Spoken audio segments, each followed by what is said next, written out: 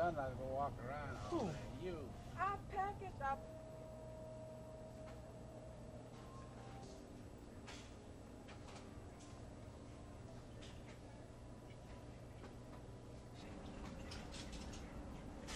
Mr. Varun, have you gotten any Betty Crocker cake mixes back for refunds or replacements? We haven't at this time, but we would be willing to take any back that people feel uncomfortable with. Do you have any of the recalled lot numbers on the shelves anyway? We checked them all, and we couldn't find any in this store. What about Duncan Hines mixes?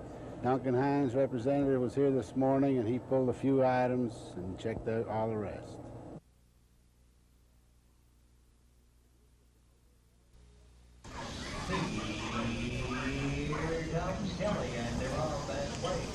The gates have been opening to racing tracks in Alabama during the last several years, and the demand for more from the legislature continues. That's why the Wallace administration is leading the pack this session to create a statewide racing commission.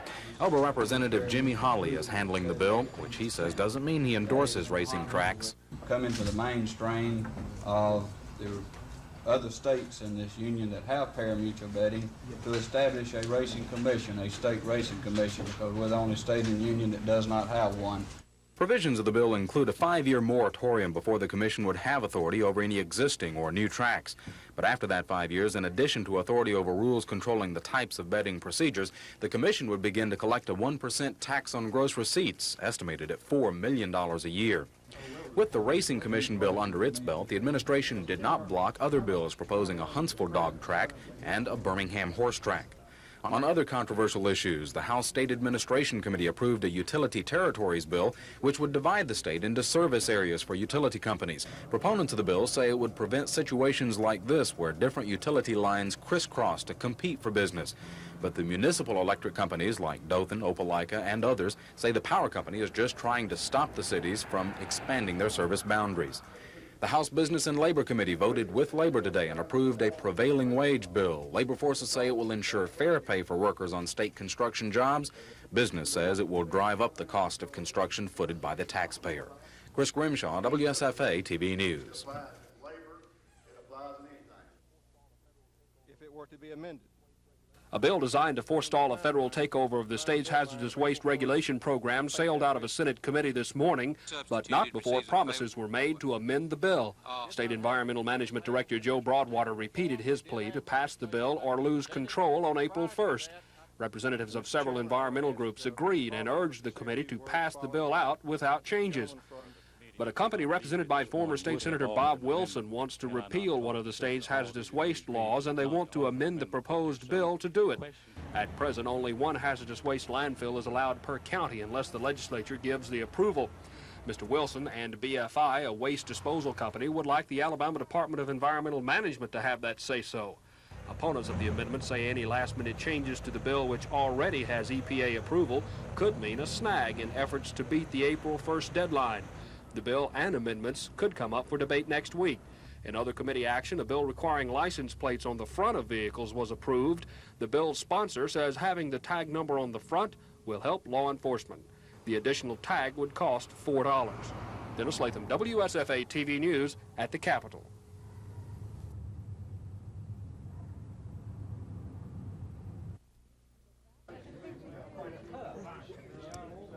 And with that, the doors of the new $7 million Highway Department building were opened. The new building is actually a blend of the old and the new, with 100,000 square feet of new office space and 64,000 square feet of renovated buildings. But it's less space than at the old building on Union Street. But I think it's the space is a little bit better utilized. It was a very efficient building.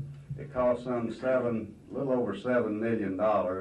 The cost of about 43 cents per square foot, $43 per square foot. The facility utilizes modern building concepts like open offices for added space, interior courtyards to give employees outside awareness, and computerized heating, cooling, and lighting systems to conserve energy.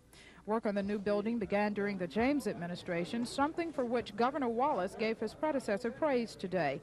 The governor also took the opportunity to talk about his proposals to raise more money for the Highway Department. And that program is to raise, if necessary, $40 million to match the $1.4 billion in the next 5 years. The old Highway Department building is to be used for temporary legislative and administrative offices while the Capitol is being renovated. Lois Russell, WSFA TV News.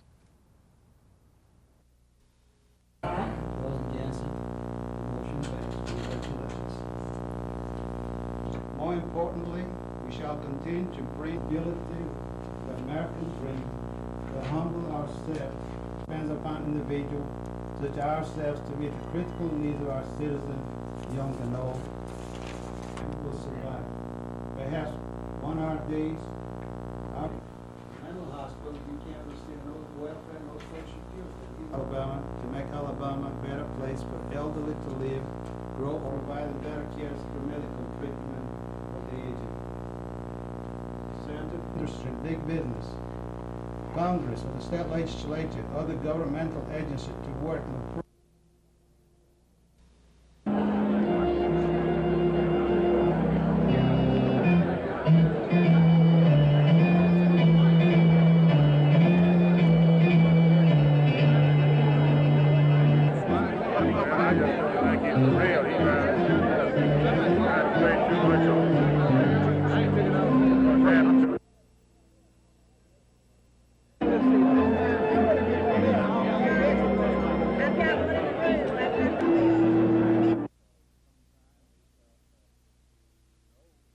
For some time, we felt that and know that the total arts program is certainly an important part of the education of any young person.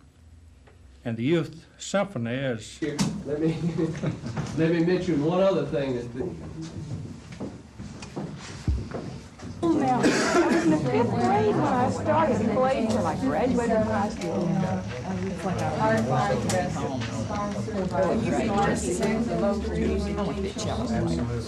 Cello playing. Hey, a lot of folks don't know that besides playing football in Pittsburgh, my father and I, we do a little ranching down here in Louisiana. You know, in both businesses, I depend on proven performers. That's why I trust TBZ Wormer. I remember seeing it. I mean, doing it, but I didn't know they were taking it. When are the twins due? July. July. Yeah.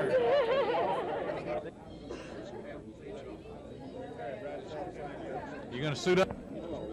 I hope so. We've got an attorney here that claims that he can plumb bob my back, and by plumb bobbing it, he can touch me like, he said he can touch me like this and cure my elbow problems. Well, I told him I was having some nerve damage in my shoulders from an old injury. He claimed he's gonna heal it, so I told him, I said, if I was crazy enough to let a minor bird sit on my elbow, I dang sure let him plumb bob my back. So when this is over, we're gonna go plumb bob my back. I have no idea what's gonna happen. What kind of cattle do you run, Terry? I've 9 black Angus. Brangus. Brangus. You like Brangus? Well, no, not really, but those are the ones. What's gonna, you know, if I were healthy, and a lot of people have been talking about that. So maybe there's trade in the wind. I don't know, but I haven't. My only concern right now is just getting well and being able to throw the way I could throw. I mean, there's a possibility I won't ever play again.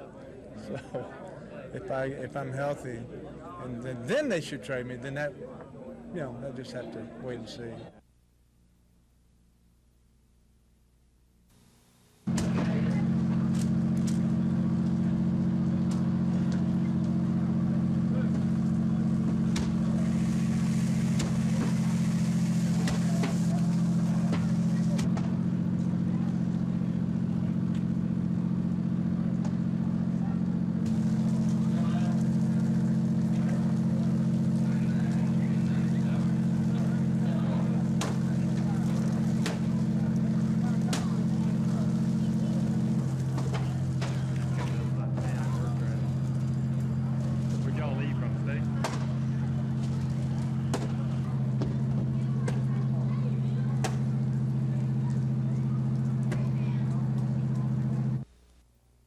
Stafford, and those of you in Jefferson County, and try to persuade you. At this time, I'm going to move to indefinitely postpone House Bill 150. Mr. Speaker, I second it. All in favor, say aye. Aye. Opposed, no. Ayes have it.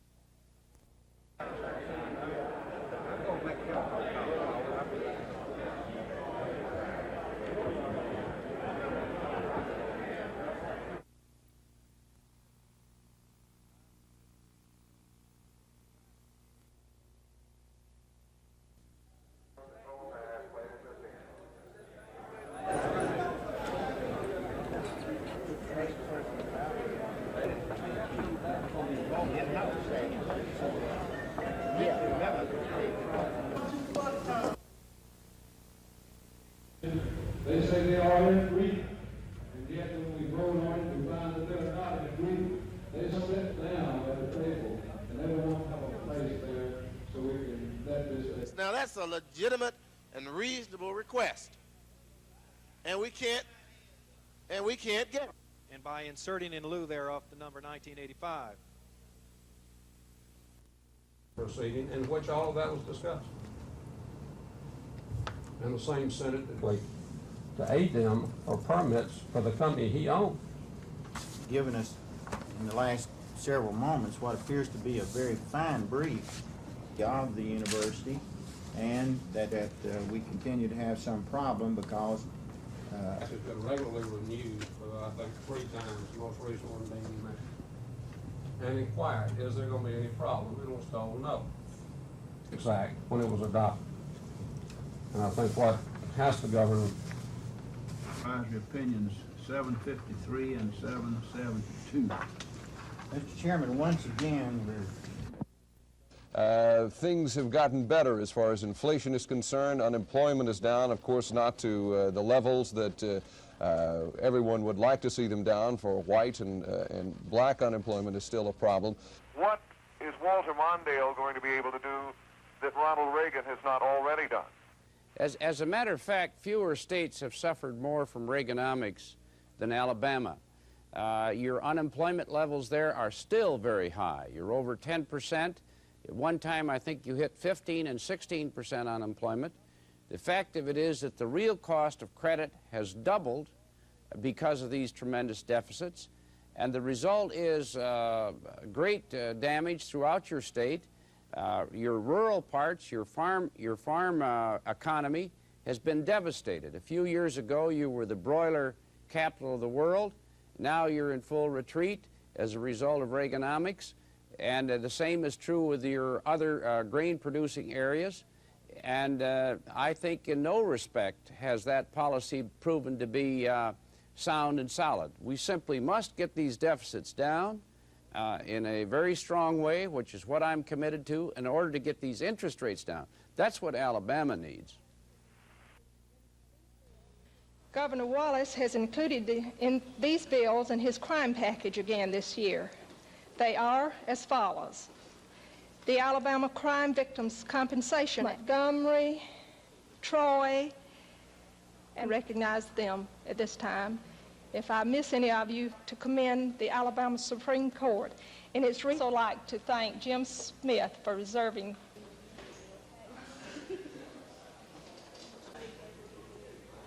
That's a good idea. And what was the third one? The restitution is a fine. And the notification. Oh, top on the top on the list.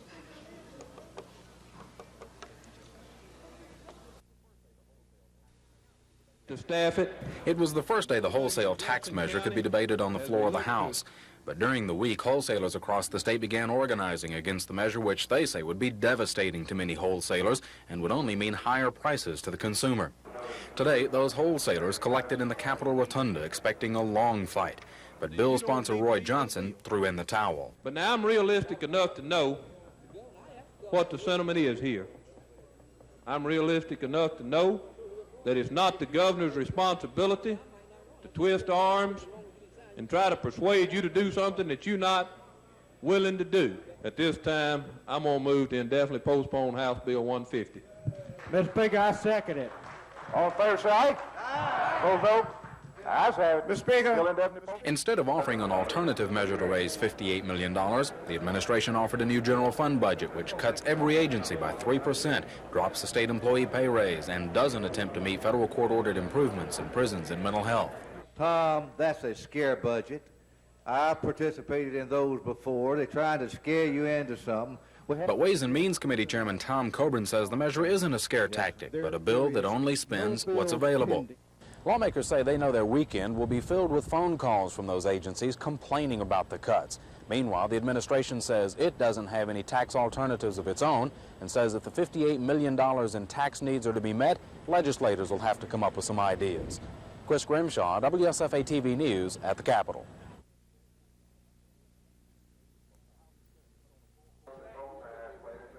Both the House and Senate put on a full-court press to remove the budget isolation constitutional amendment from the March 13th ballot. If approved by the voters, the amendment would require the legislature to give state budgets priority during each regular session. The House passed a bill to remove the amendment from the ballot, and the Senate adopted a resolution basically doing the same thing. State Representative Charles Adams of Phoenix City defended budget isolation, saying it's designed to prevent budget shenanigans of past sessions. You know, in education and the other agencies, there's been times in the past when their fiscal year started before we passed a budget, where they actually couldn't plan because they didn't know how much money they were going to get. And the lateness of passing the budget was causing them problems. But the sponsor of the budget isolation repealer says the idea doesn't work. That's a total understanding and my conscience on why I think it is improper and wrong for us to have budget isolation. It totally locks down the total legislative process. The Senate spent most of its day continuing a filibuster on a bill to change the state's primary election date from September to June. Even though the bill passed overwhelmingly, lengthy discussion of the matter could continue next week. Opponents of the bill pulled off a parliamentary fast one and will be in a position to continue the discussion of the bill next week. Dennis Latham, WSFA TV News at the Capitol. All right. That means it won't go into effect for this primary. On the straightaway now. Jethro Wilson has coached for 22 years. He's not pleased when he hears sports being blamed for poor academic performance, and he doesn't like plans to cut out inter-school competition in lower grades. Athletics shouldn't be the only reason for maybe the downfall of education in Alabama. I know that in order for a kid to participate in athletics in Alabama, he has to be sanctioned by the High School Athletic Association, and he has to pass his subject in order to play. I would certainly like to see the middle school not be interscholastic, it should be intramural. I'm willing to see the junior high schools play each other on a limited basis. But the lower grades aren't the only place big changes are planned for sports programs. Dr. Teague has also targeted small schools around the state. I think a school that has, say, 30 or 40 boys total enrollment in top 4 grades, they shouldn't be allowed to play football. If they want to play football, let them consolidate. What this means is you have 30 or 40 boys, not more than half of them going to be out football. Well, you tell me how a team can play with 15, 20 boys on a squad without playing hurt, without playing sick, without playing 48 minutes when they shouldn't be playing 48 minutes. The executive director of the Alabama High School Athletic Association, Bubba Scott, expects resistance to that part of the plan. Well, we know those schools have difficulty with football teams because of the number of students that are involved. But it's very difficult in this state to tell people that they can't do something that other people have the opportunity to do. If you want to improve football, the one thing improve more than anything else would be consolidation of small high schools. You'd have better facilities, you'd have better coaching staffs, you'd have more boys to participate. That's no reason to consolidate, but I'm saying that would help instead of hurt. In all these plans to reform athletics, you might think teachers would be natural allies, but that's not necessarily the case. Tom Foreman, WSFA TV News. Muy pequeño, ¿qué dicen? ¿Qué dicen para muchacho muy pequeño?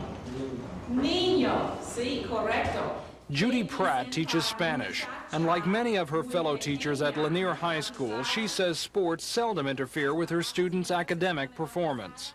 I have seen sometimes where a student may be so much more interested in athletics that they're really not devoting much time to school, but I don't think that that's really the fault of athletics per se. I think that's within the motivation of the student. That is a common opinion among teachers here. Many see sports at worst as only an occasional inconvenience to teaching schedules, at best a genuine aid to learning.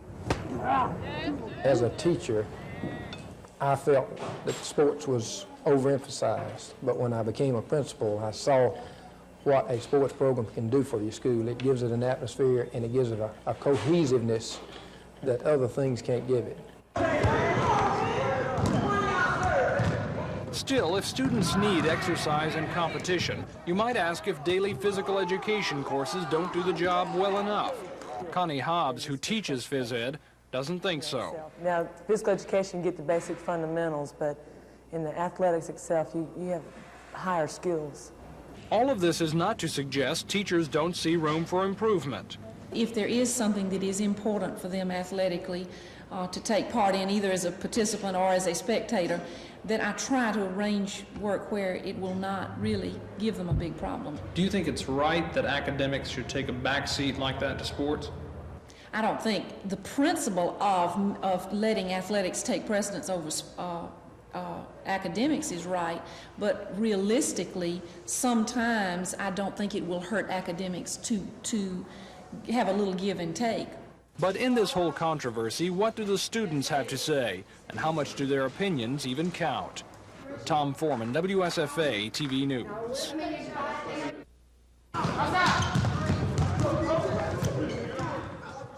In education, as in sports, perhaps the whole question of success or failure depends most on personal motivation. And there are plenty of people who will tell you some students get their motivation to learn from sports activities.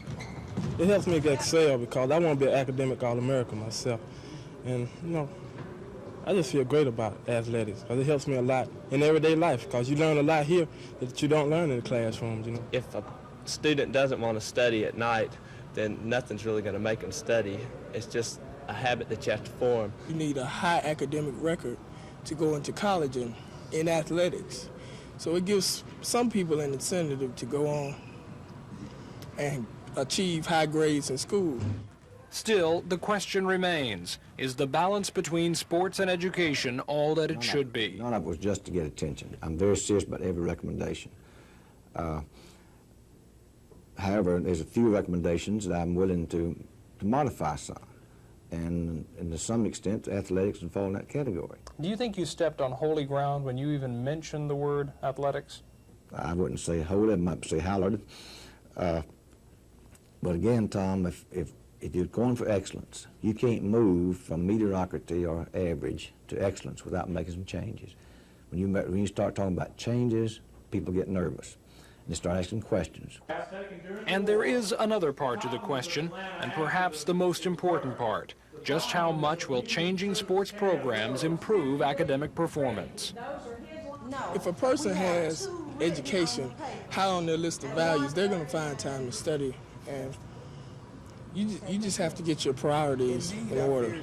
I do not intend to give up easily on this. I think we're on the right track, and I think as I said several times, that the people will be with us when the chips are down. I would say that less than 5% of students in each school participates in athletics. So we're talking about 95% of the others who do not participate. They probably also have grade problems. So what are we going to do with those? People will be with us when the chips are down. You just have to get your priorities in order. Tom Foreman, WSFA TV News.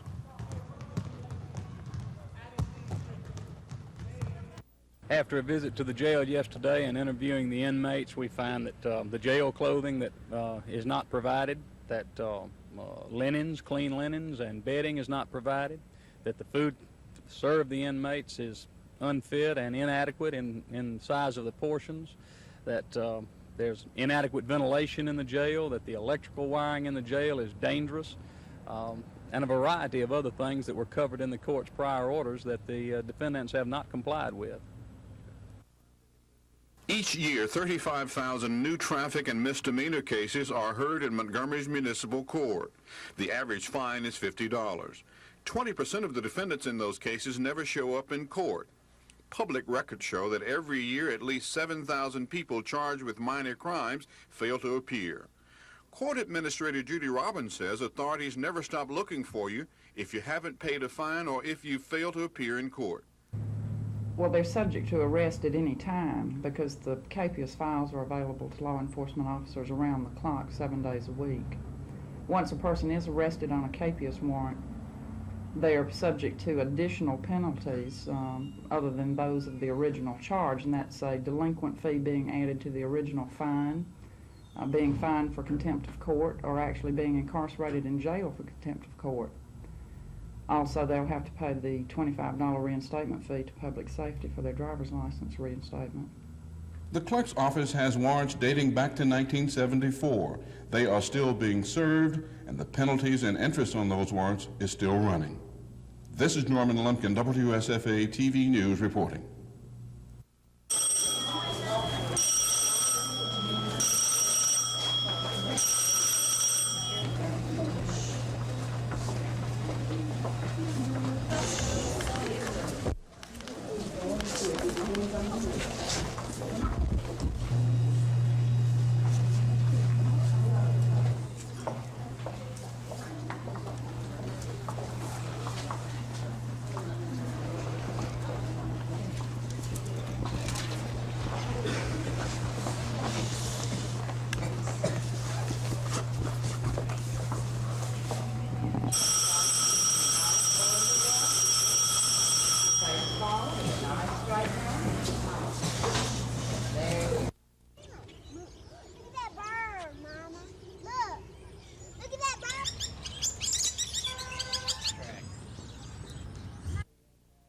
I'll say this, your zoo is really in there, hoping that you'll come out and enjoy it with all of us. Remember, the Montgomery Zoo is your zoo, and let's all get behind it to have a tremendous zoo weekend.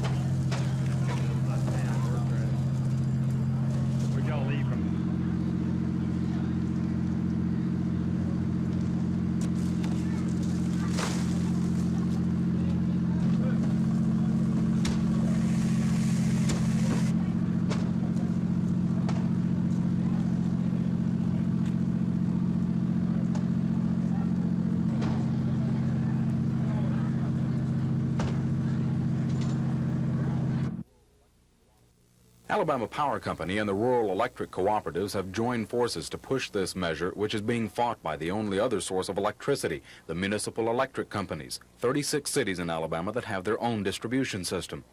The power company and the cooperatives say duplication of power lines is the problem, like at this intersection in Opelika, a municipal electric town. All three systems have poles and lines crisscrossing in competition to serve the growing area of the city. And the city of Opelika is winning because it can offer the lowest rates. Well, the city has several built-in advantages that we do not have, namely several taxes that the cities do not pay, plus the fact that they have the density and don't have to go out and maintain right-of-ways and get out into the boondocks that we have to serve in. Now, if he wanted to discontinue service from Alabama Power Company or from the municipals, he could do so and go to another supplier. He won't have a choice anymore. The issue is particularly crucial to the cooperatives who serve only a few customers per mile. This trailer park used to be a field with very few customers served by the Tallapoosa River Cooperative. But now, as the trailer park grows, the city of Opelika has duplicated lines and is winning over those co-op customers. What density we have is in the periphery of cities, and as we lose that density, well, then of course that makes it more sparse in the other areas, and naturally the cost for power goes up to the rural people. It really represents a fight over customers. And in effect, it is the co-ops and Alabama Power Company saying to the cities, we want to hem you in and divide the balance of the state among ourselves and eliminate you as a competitor. That's the bottom line, really. While this fight goes on, all three sides agree customers are footing the cost of the duplicated lines. The problem the legislature is being asked to solve is how to most fairly eliminate this competition without hurting any one of the three's pocketbooks. Chris Grimshaw, WSFA TV News in Opelika. The Black Caucus started in 1977 with 13 members. As the numbers have grown, so has its strength. But the head of the caucus, Representative Yvonne Kennedy of Mobile, says blacks must get the most mileage out of their representation. And to really try to make up for the lack of representation there. And we come together on strategies and plans and goals so that we will strengthen our effect. Representative Kennedy says the caucus will continue to watch over state agencies during this legislative session to check the level of minority hiring and strengthen affirmative action programs. And she says the caucus must make sure predominantly black schools get their fair share of state dollars. And we feel at this point that the governor and his staff are certainly committed to bringing the level of funding up to one of parity. Susan Silvernail, WSFA TV News. It was a cold shooting first half. Neither team could buy a bucket. Jerry Reynolds missing the short jumper here. LSU shot a sizzling 35%. On the other end, it was even worse. Terry Connor missing the jumper. Bobby Lee Hurt can't get the follow-up. Bama at 32% in the first half. LSU was leading by 2 when Jerry Reynolds comes up with a steal here. Takes it the length of the floor for the jam. That was a spurt of 6 straight that included a technical on Tide coach Wimp Sanderson. 28-22 Tigers at the break. Start of the second half. Bama lost their second starter when Darrell Neal was tossed out of the game after this flagrant foul against Oliver Brown. Neal joined suspended starter Buck Johnson on the Tide bench. At that point, LSU led by 8. But Bama wouldn't quit. Craig Dudley off the bench with 7 points converts a 3-point play here to tie it at 38. LSU went back up 6 on this Derek Taylor layup off the break, 7:31 remaining. From there, Bama would score but 1 field goal for the rest of the game. But by hitting 5 of 8 free throws, they got back in it. Terry Williams with this one from the charity stripe sent it to overtime, tied at 49. And the OT was a real nail-biter. LSU going for the final shot here, but John Tudor's called for the charge. Terry Williams goes back to the line and sinks both ends of the 1-and-1. A desperation shot at the buzzer falls short, and in overtime, it's Alabama 51, LSU 49. Rick Pons, WSFA TV Sports.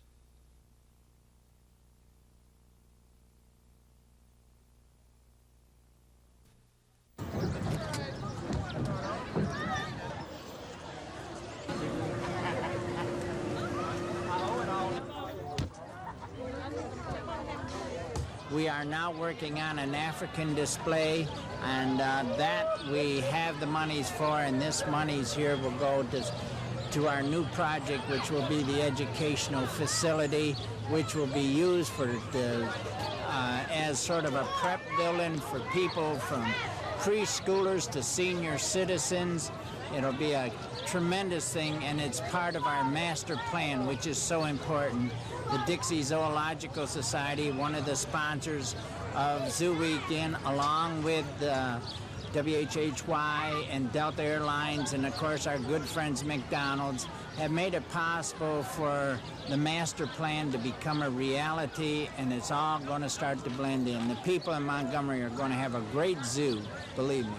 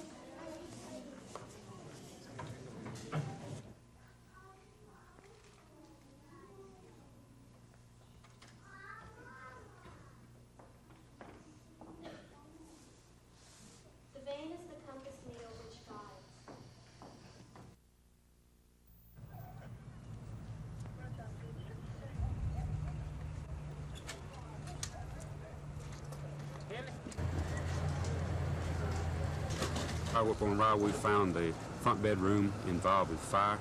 The fire was confined to the bedroom. The cause of the fire was a child playing with matches. No one was injured.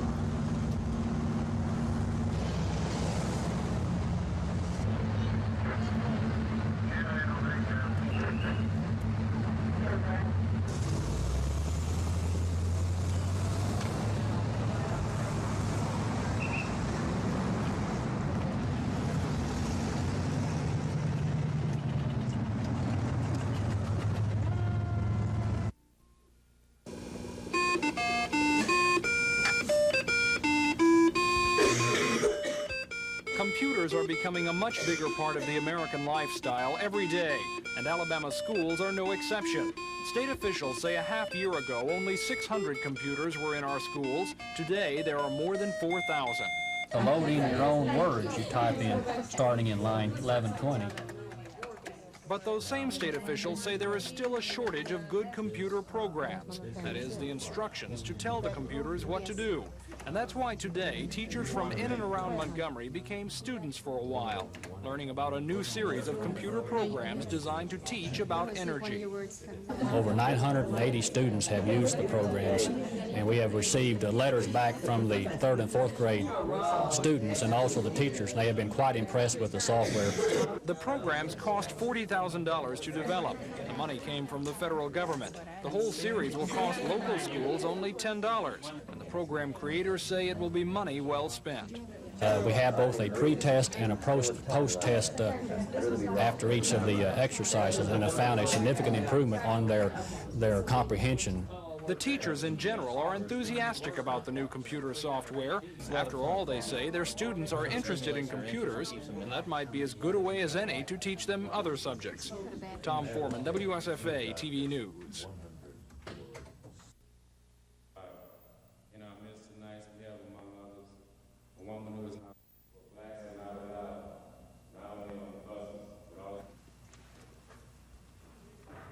First of all, I would like to thank you July 16, 1982, as a non-profit organization. So stop dreaming, my friends. We must help ourselves by uniting. There are over $185 billion spent annually by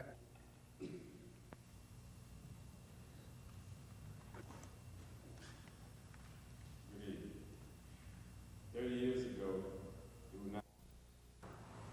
Currently, there's no law in Alabama that says you have to have liability insurance to drive a car.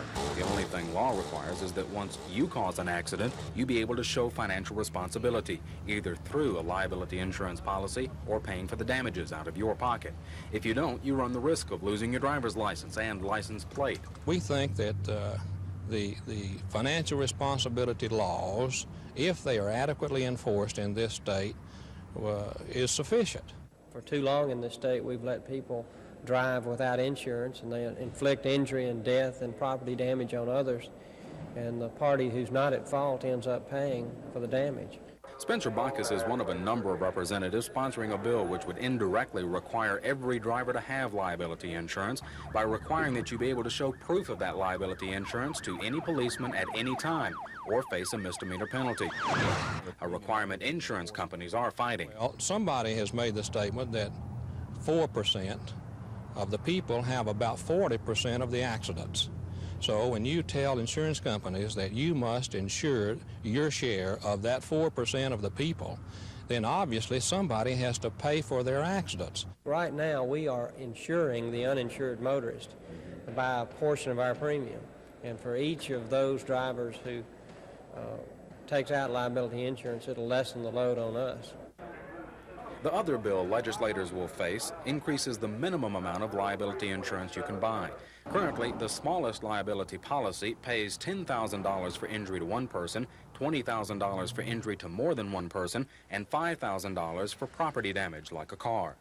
Representative Bacchus and others feel that's too low and doesn't cover the actual expenses. They'd like those minimums raised to $25,000, $50,000, and $10,000. The insurance companies say that will mean your premium will have to go up to cover the higher minimums. Both of these bills are scheduled for a Wednesday public hearing in the House chamber. Chris Grimshaw, WSFA TV News.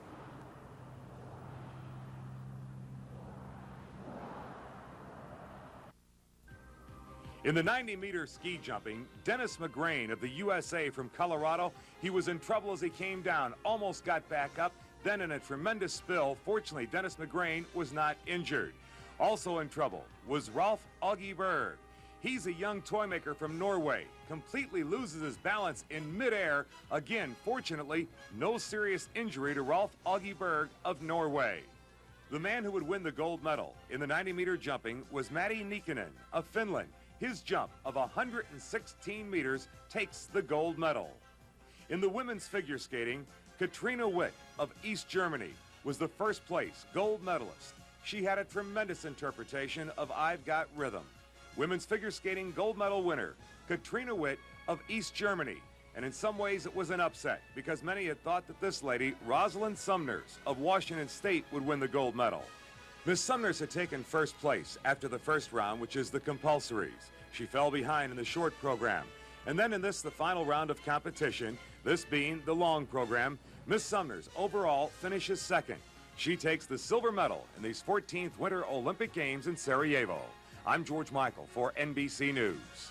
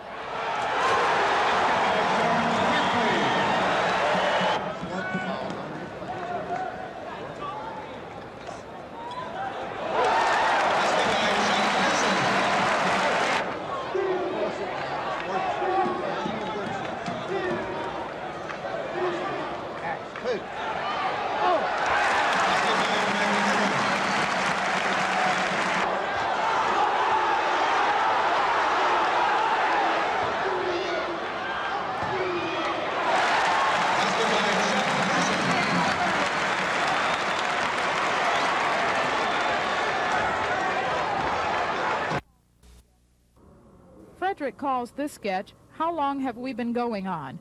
He says it depicts black ancestry from royalty to slavery, from smiles to tears, from then to now. And the artist says his work and the work of other black artists is vital to the preservation of black history. It's our own expression, but it's a statement that is being made. It's being made about and to blacks as well as to just people in general.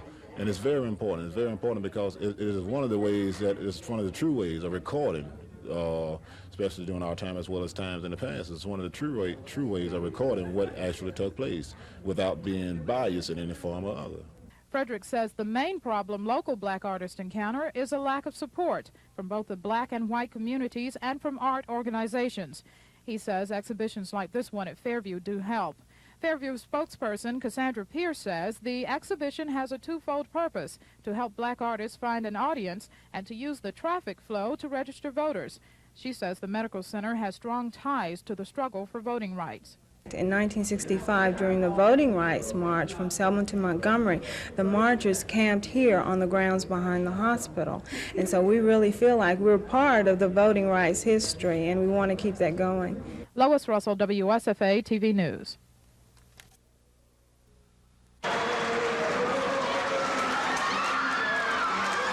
In Utah, in Greene County, Reverend Jesse Jackson met with an overflow crowd in a high school gymnasium, shaking hands and saying hello to the people who couldn't fit into the main auditorium. Run, Jesse, run! Run, Jesse, run! There, a packed house of small farmers and campaign supporters greeted the candidate with applause. Reverend Jackson greeted them with good news for the farmers. In this campaign, we must reach out for the locked out. The problem of disadvantaged farmers reflects one of the great themes of neglect in this nation.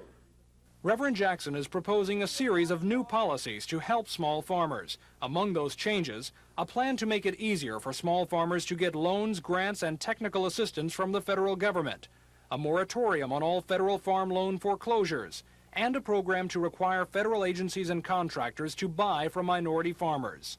In addition, Reverend Jackson wants to use the office of president to urge major corporations to do business with small farmers. That is a part of the plan he has already started to some degree. At this meeting, he announced plans for the Burger King Corporation to purchase 4.5 million pounds of pickles from a processing plant to be built in Greene County. The small farmer, black and white alike, will either farm and eat together or starve and perish apart. But while Reverend Jackson promised help to the farmers, he's also asking for their help. At the end of his speech, he called for all unregistered voters to sign up for the upcoming elections. At the same time, he passed the hat for campaign funds. Reverend Jackson continues to work for that sort of grassroots support that has characterized his campaign. As one supporter said, he came to be with the people of Greene County today, so they'll be with him on Election Day. No more bowing and scraping. Rise! Your day has come. Thank you and God bless you. Tom Foreman, WSFA TV News in Utah. This was the first week lawmakers could actually debate and vote on bills. The Senate found itself locked in a filibuster on Tuesday, a little early for this to happen. The difference of opinion came over a bill to move state primary elections from September to June. State Democratic Party leaders say the change is needed to allow the party time to regroup for the general election. Opponents say it's a maneuver to make it easier for selected incumbent Democrats to retain their offices. The bill did pass, but more debate is expected on it next week. The Senate also got involved in another election, the March 13th presidential preferential primary. Senators passed a resolution to take a constitutional amendment off of the ballot. The so-called budget isolation amendment would give priority treatment to the state budgets in the regular session. Perhaps the biggest hoodoo came on Thursday when administration forces clashed with state wholesalers and retailers over a proposed wholesale tax. The tax bill skyrocketed out of the Ways and Means Committee on Tuesday by a voice vote, but hit a brick wall on Thursday. The administration's loyalists drew in their fangs and killed their own bill when it was painfully obvious that they would lose, and lose big, if the bill ever came to a recorded vote. The tax proponents didn't go away empty-handed. They dropped in a new general fund budget, recalculated to take out the millions the administration had counted on from the wholesale tax. All general fund agencies were cut 3%, and the 8% state employee pay raise was reduced to 0. The new general fund budget isn't the only thing lawmakers will have to mull over during the break. When the legislature cranks up on Tuesday, House and Senate members will face bills creating a legislative police force with statewide arrest powers, increases in minimum liability insurance for motor vehicles, changes in the state's hazardous waste law, and more benefits for state teachers. Dennis Latham, WSFA TV News at the Capitol. Much has been said and written about the fledgling United States Football League. After their first year of operation, most gave the league passing marks. The play was fair, interest was about as expected, but only one team was able to make money. That raises many questions as the USFL and Birmingham Stallions close in on the start of their second season. Is the league in good financial shape? Well, Stallions President Jerry Sklar assured me it was. Our ownership is extremely strong. Stronger probably team for team than the NFL. That's why we've been able to step out and do it the right way, because these guys are high rollers and they have the courage and the wisdom and the guts to do it and do it right. Of the 12 original teams, only the Denver Gold was able to turn a profit in 1983. The league lost close to $35 million last year. Projections are for more losses this spring. What about Birmingham? Can we expect to see the Stallions in the black at the end of '84? No. We certainly would like to, but I think it's going to be in its third year before we are able to realize a profit, because we're investing in the future. We're spending a lot of money to build a strong foundation for our franchise. And I think that that's the proper way to go about it. Investing in the future apparently is the key to survival for not only Birmingham, but all 18 USFL franchises. And many are making the investment by signing established stars from the rival NFL and the top collegiate players entering their first year of pro ball. More on that in tomorrow night's report. Rick Ponce, WSFA TV Sports, Birmingham. In only their second season of existence, the USFL is doing what it said it would not do from the outset. The league is actively pursuing and signing NFL stars. They're making that sooner than anticipated push for parity with the older and established league. The Birmingham Stallions have also joined the stampede. Lining up with Birmingham this year are former Buffalo All-Pro running back Joe Cribbs and quarterback Cliff Stow, the most recent starter for the Pittsburgh Steelers. Why leave the comfort of the NFL for the uncertainty of the USFL? I don't see it as being that uncertain. I think it got off to a much better start than anyone predicted last year, and they've been making strides. It's got to be obvious to everyone that they're trying to build a good league right now. Originally they said we'll take 5 or 6 years, take what we can get as far as players being cut from the NFL or who's left after the draft, but now they're going after the top players because they realize they've got to put out a better product as fast as they can. Overall, I think probably the fact that the USFL did very well last year, and I see a lot of reasons why it's going to continue. That was one of the reasons why I was willing to make that jump. Is it important for the league to continue to sign established NFL stars? Stallions coach Riley Dodge is one who has mixed feelings on the subject. To sign those people is an expensive proposition. We think, from our standpoint, that we're going to go slow. We're going to try to abide by what the league originally set up, in that we'll go after a couple of guys, a couple of big-time college players, and that's it. An interesting concept in the USFL is the territorial draft. It gives teams an opportunity to sign local players. Tomorrow night, we'll look at the impact of local players on the Birmingham Stallions. Rick Ponce, WSFA TV Sports, Birmingham. Names like Joe Cribbs, Mike Raines, Tom Banks, and Joey Jones are all familiar to Auburn and Alabama football fans. Many a dollar was spent on Saturday afternoon watching these guys perform for the Tide and Tigers. It only seems logical that these same fans would spend money to watch these guys perform on a pro level. Thus, the idea of the USFL territorial draft was born. Each of the 18 franchises has certain local schools from which they are allowed to draft players first. Birmingham has a number of these territorial picks on their roster. The local stars love to play at home, and the home folks love to watch them play. I think it's important. I think the people in the state like to see former Alabama and Auburn players participate, and I think that's important. And we're very fortunate to have a number of those players on our team. Of course, it does boil down to the fact that if you're competing for a position, the school from which you came does not count. So the best players play, and the best players are kept. Of course, I'd been in Canada for a long time, and I felt like it was a good opportunity for me to get back home. Of course, my mother lives in Montgomery, and it's pretty special when, you know, she can come up and see the games and maybe enjoy the latter part of my career. But I felt like it would be a good move also for, you know, a career outside of football, because people remember me at Alabama. And It's always good to be playing in an area where you're known. I feel like that I am, you know, the fact that I did play at Auburn, I am pretty much known in this area, although my 4 years as a pro were spent in Buffalo and New York. I still feel like a lot of people followed my career down here. Winning, of course, is the bottom line to putting people in the stands and thus making a pro sports franchise successful.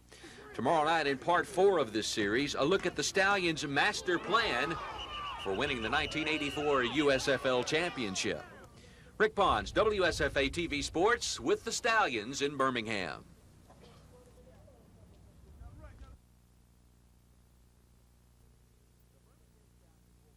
The Birmingham Stallions were one of those what-if teams last year. What if they had gotten good weather early? What if they hadn't started off 2-7?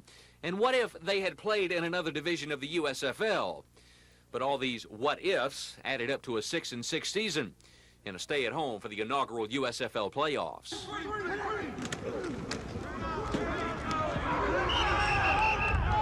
But 1984 is a new season, and new faces have been added that the Stallions hope will land them the second USFL title.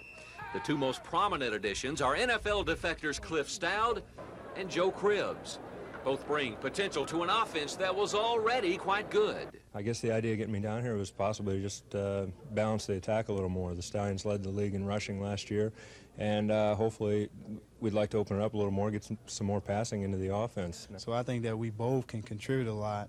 I think that the real secret probably, and probably the thing that's been overlooked most since the two of us signed, is the fact that the Stallions already had a good team before they acquired us. And I think that we're just going to be two guys that come in, not trying to change their system, but trying to adapt to it and work with them to make them better. The Stallions open the season Sunday afternoon at home against Herschel Walker and the much-improved New Jersey Generals. Coach Raleigh Dodge says it's been a good training camp, and he's excited about the coming season.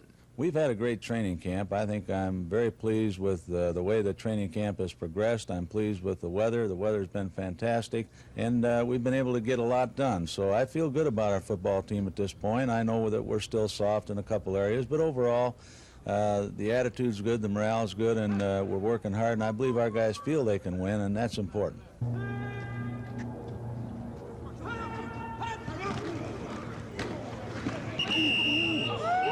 Rick Pons, WSFA TV Sports, with the Stallions in Birmingham. Tiny bubbles in my wine. The men and women who make up the military come from the civilian population. Just as there are people with drinking problems in local communities, there are also people with drinking problems on military bases. Obviously, because of the work the military does, any alcohol problem is a serious problem. Alcoholism or alcohol abuse affects our readiness, our ability to do our mission. And in that regard, we're very concerned about alcohol abuse and alcoholism in the military.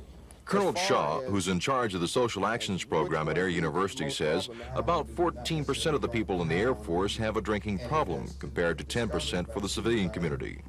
Colonel Shaw says on face value it appears that the problems in the service are more widespread, but he says the figures are deceiving. We tend to identify people more in the military. We have such a control over people's lives that if you do have an alcohol problem, you will be identified more so in the military than probably in the civilian life. Colonel Shaw says that's one factor that increases the percentages in the Air Force, as well as the service is mostly made up of males, and men have a higher rate of alcohol abuse than women.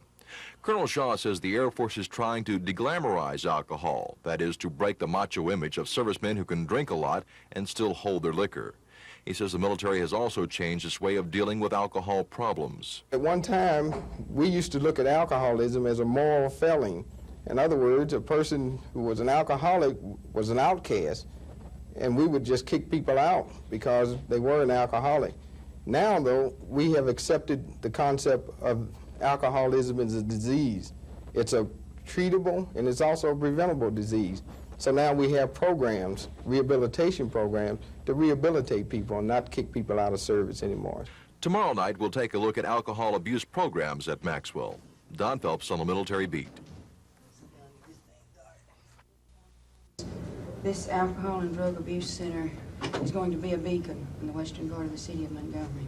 Thank you. And the directors of Fairview's new substance abuse unit hope Mrs. Farmer's prediction will come true. They want the unit to be a beacon to those who need help dealing with alcohol or drug abuse. And after an initial detoxification period, all the patients will go through either a 12 or a 24-day inpatient treatment consisting of several forms of therapy. Mr. Cranfield says the treatment program will consist of occupational and recreational therapy, as well as what he calls reality therapy. Briefly, I describe it as the understanding and acceptance of the fact that some folks just can't drink. And we take it from there. The reality is that if I'm to be responsible, I have to get up to make an appointment to go to work or to see about getting a job to go to work. I have to get up to go to work. This is reality if I'm going to eat tomorrow and provide for my family. And reality starts here with the treatment program, and that everybody gets up at the same time. Everybody has little chores to do while they're in treatment also. The unit has a 16-patient capacity with 2 counselors and 3 assistant counselors to work with patients in group and one-on-one sessions. Mr. Cranfield says one advantage to the unit is that most of the counselors are themselves recovering from some type of substance abuse problem. Well, this adds a thing called empathy, being able to get in another person's shoes and understanding what's going on in their life, having been there yourself. To help fund the substance abuse unit, Fairview is sponsoring a celebrity shirt auction next month. They've already received shirts from some very notable celebrities like Bob Hope, Farrah Fawcett, and the crew from St. Elsewhere. Officials hope to raise about $3,500 for the unit. Lois Russell, WSFA TV News.